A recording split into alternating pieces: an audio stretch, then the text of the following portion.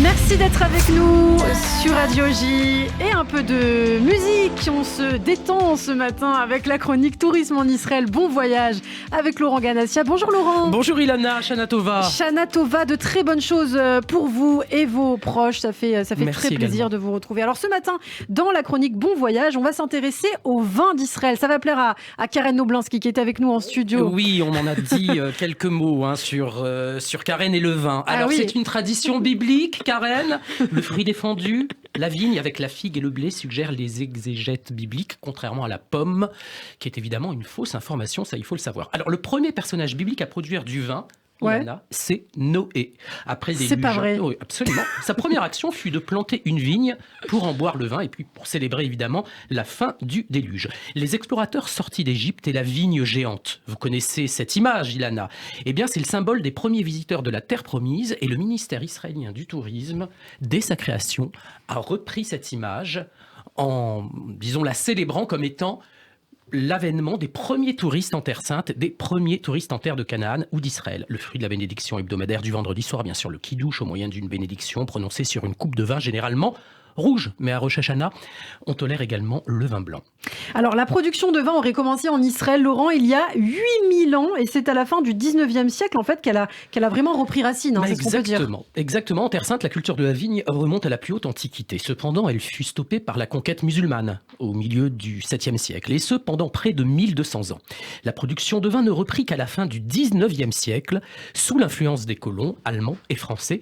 Et c'est le baron Edmond de Rothschild qui, en 1882, se trouve à l'origine de cette impulsion nouvelle. Il fonde les coopératives vinicoles de Rishon LeZion, près du Mont Carmel, et de Zichron Yaakov, au sud de Tel Aviv. Elle constitue aujourd'hui encore l'unité de production de vin d'Israël la plus importante, sous le nom de Carmel Winery.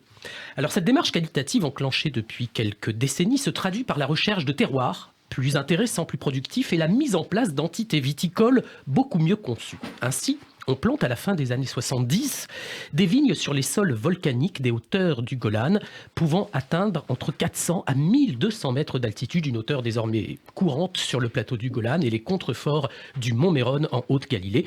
Les calcaires et le climat tempéré des collines judéennes à l'ouest de Jérusalem sont également très appréciés.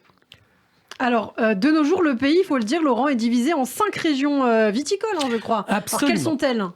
Tout d'abord, la Galilée, Hagalil, comme on l'appelle en hébreu, une région bien adaptée à la production de vins de qualité, en raison de son altitude, des variations de température entre le jour et la nuit et de sols bien drainés. La Judée, Hare Yehuda, autour de Jérusalem, le Shimshon ou le Samson, situé entre les monts de Judée et la plaine côtière, et la plaine de Sharon, la région la plus fertile d'Israël, entre la côte méditerranéenne et le sud de Haïfa, là où d'ailleurs est rassemblée l'essentiel de la population israélienne, et qui est la plus grande région de production de raisins dans l'État hébreu. Et puis bien sûr, enfin, le plateau du Golan, Ramat HaGolan. La Galilée et la Judée, il faut quand même savoir que c'est entre 600 et 1000 mètres d'altitude. Alors plusieurs vins israéliens ont été primés au niveau international ces dernières années, et les caves de qualité se multiplient dans tout le pays.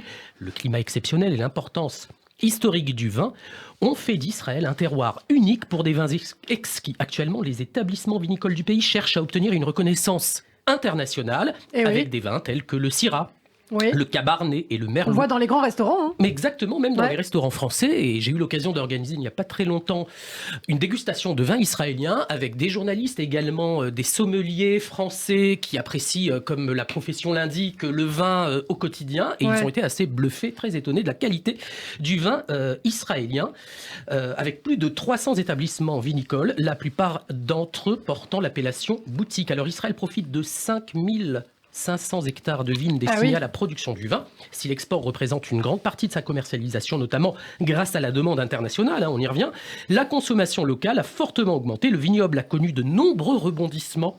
Le dernier en date étant la prolifération de petites caves ayant à cœur de valoriser leur terroir à travers des vins authentiques, et de plus en plus de tour opérateurs, de voyagistes et d'agences réceptives organisent ce qu'on appelle j'ai vu ça sur les réseaux cet été. Les routes du vin. Donc en Israël, il faut se renseigner, c'est absolument passionnant et puis évidemment très goulayant, tout en se souvenant, Ilana, Karen, que l'abus d'alcool est dangereux pour la santé et qu'il est vivement conseillé de consommer avec modération. Et vous avez bien raison de le dire, Laurent. On aime le vin, mais avec modération. Les Chaïm, on vous retrouve évidemment jeudi prochain, comme tous les jeudis sur Radio J. Merci beaucoup, Laurent Ganassia. Merci, Ilana. À très bientôt.